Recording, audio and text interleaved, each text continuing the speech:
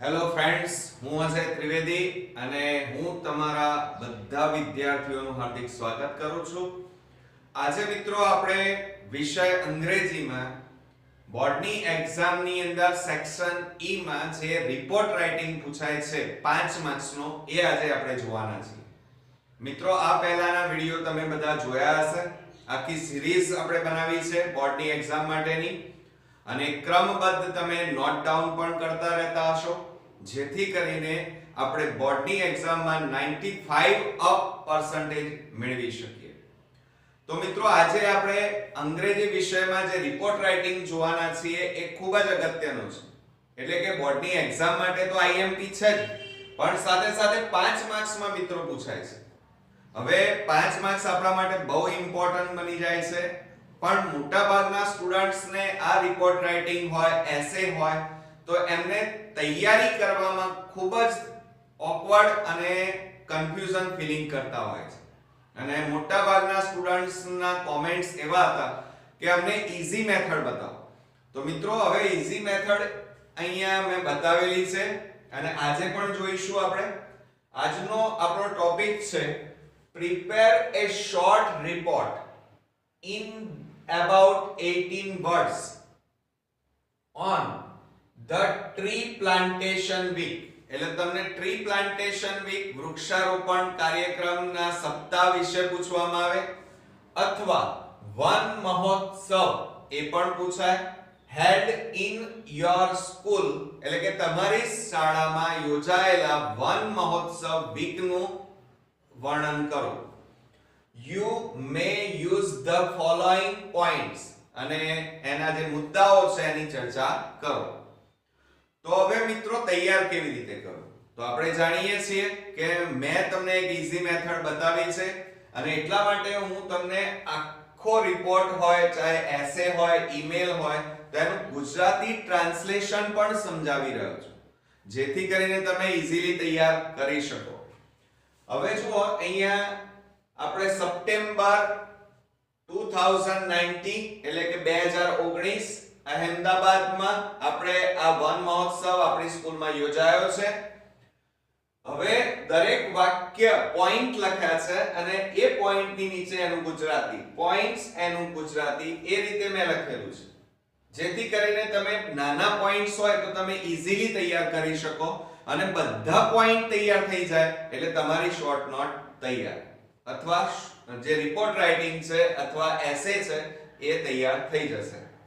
હવે ચલો શરૂ કરીએ કે our school recently એટલે હમણાં જ celebrated the tree plantation week. એટલે કે એનું ગુજરાતી શું થશે કે તાજેતરમાં જ અમારી શાળાએ ટ્રી પ્લાન્ટેશન એટલે કે વૃક્ષારોપણ સપ્તાહની ઉજવણી કરી. It was decided to celebrate it from September 11 to September 18.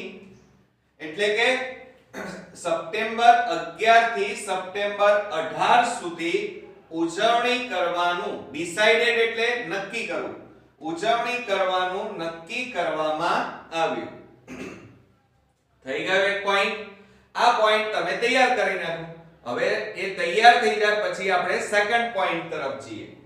The chief guest, કારણ કે કોઈ પણ કાર્યક્રમ કરતા હોઈએ એટલે એની અંદર ચીફ ગેસ્ટ હોય. તો the chief guest was the mayor of, ધ્યાન રાખજો, the chief guest was the mayor of Ahmedabad Shrimati Anisha Patel. એટલે કે અમદાવાદના મેયર શ્રીમતી અનિશા પટેલ મુખ્ય, એટલે કહેવાનો મતલબ ચીફ ગેસ્ટ હતા, એટલે કે મુખ્ય મહેમાન હતા. ત્યાર પછી she inaugurated the tree plantation week at 9 am. સમજો જરા,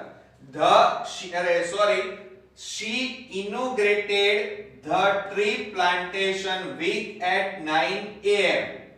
એટલે તેણીએ, અહીંયા સ્ત્રી છે એટલે she આવે, તેણીએ સવારે 9 વાગે વૃક્ષારોપણ સપ્તાહની ઉજવણી, ઇનોગ્રેટેડ ઉજવણી અથવા આરંભ વિધિ શરૂ કરી.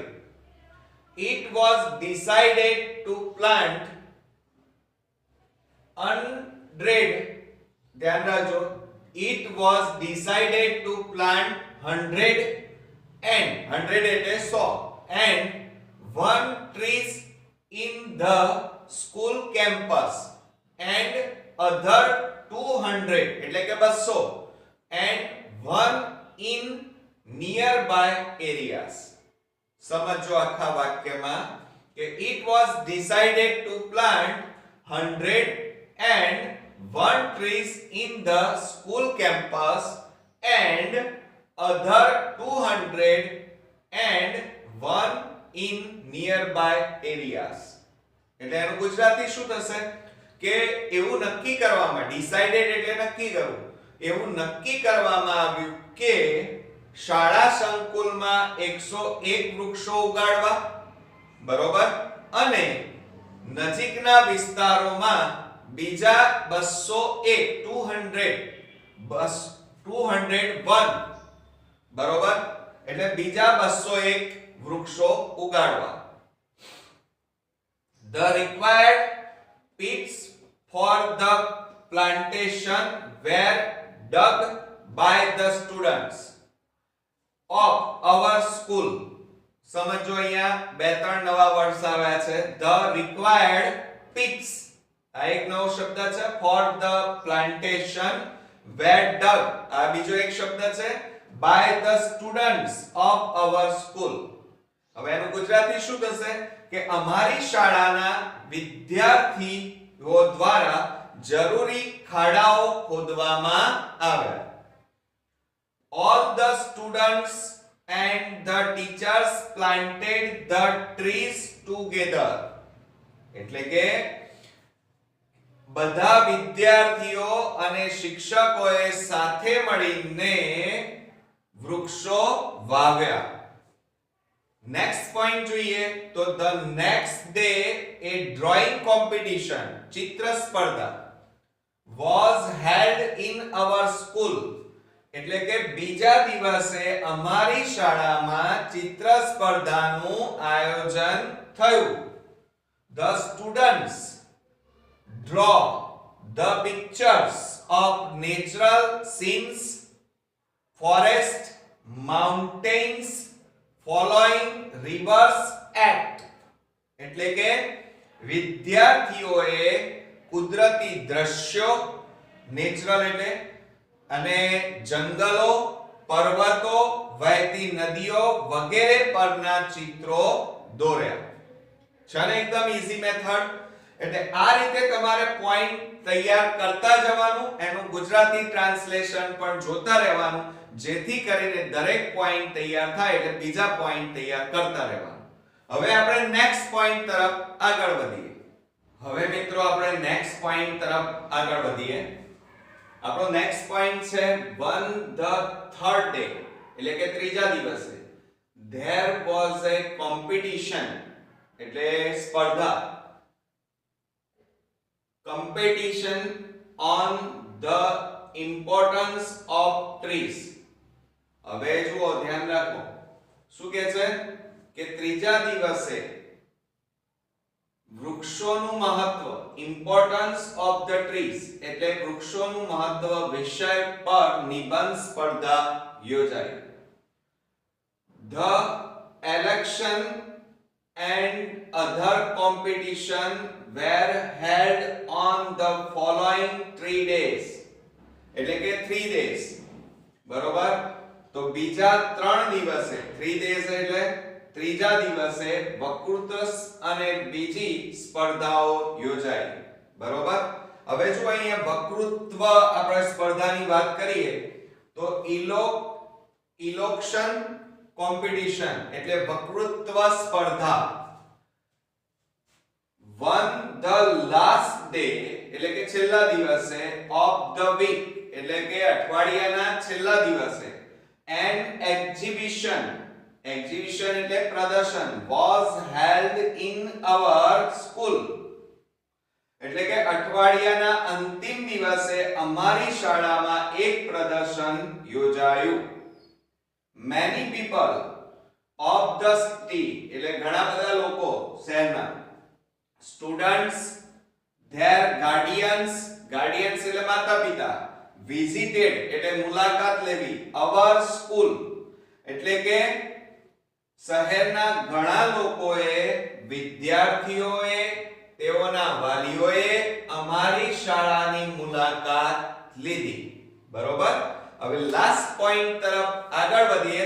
પણ મિત્રો, જો તમે આ ચેનલ સબસ્ક્રાઇબ ન કરી હોય તો ખાસ કરજો, કારણ કે અત્યારે હાલ છેલ્લા કેટલાય સમયથી આપણે બોર્ડની એક્ઝામ માટેની એક સિરીઝ શરૂ કરેલી છે કે 95% આપણે બોર્ડમાં કેવી રીતે મેળવી શકીએ. બધા વિષયોના વિભાગ વાઇઝ મોસ્ટ આઈએમપી પ્રશ્નોના જવાબ સાથે અને મેથ્સ અને સાયન્સના ખૂબ જ અગત્યના વિડિયો પણ મૂકેલા છે, જેથી કરીને તમે બરોબર બોર્ડની એક્ઝામ ને સારી રીતે પ્રિપેરેશન કરી શકો. બરોબર મિત્રો. The journalist and the photographers, journalist એટલે પત્રકારો અને ફોટોગ્રાફર એટલે cameraman, also came to collect the information એટલે માહિતી. તદુપરાંત પત્રકારો અને તસવીરકારો પણ માહિતી એકઠી કરવા આવ્યા. The winners of the various competition were given away the prize by our principal. એટલે જુઓ, જુદી જુદી સ્પર્ધાઓના જે વિજેતા હતા, વિનર હતા, તેઓને આચાર્ય દ્વારા ઇનામો આપવામાં આવ્યા. બરોબર. તો આ હતો આપણો રિપોર્ટ રાઇટિંગ 1 મહોત્સવ માટેનો. હવે આ રિપોર્ટ રાઇટિંગમાં જે ડિફિકલ્ટ વર્ડ્સ છે એના ઉપર જરા નજર મારીએ. તો રિસન્ટલી એક શબ્દ આવ્યો છે, એનો મતલબ એ થાય તાજેતરમાં, એટલે કે હમણાં જ. ઇન્યુગ્રેટેડ એટલે આરંભ વિધિ, ટુ પ્લાન્ટ એટલે વાવવું, રિક્વાયર્ડ એટલે જરૂરી, પિટ્સ આ એક ખૂબ જ અગત્યનો છે, મોટા ભાગે આ શબ્દથી આપણે પરિચિત નથી. પિટ્સ એટલે ખાડા. વેર ડગ આ પણ એક નવો છે, ખોદવામાં આવ્યા. ઇલેક્શન કોમ્પિટિશન એટલે વક્તૃત્વ સ્પર્ધા. એક્ઝિબિશન આ બધા વર્ડ્સ થોડા બોલવામાં તકલીફ પડશે.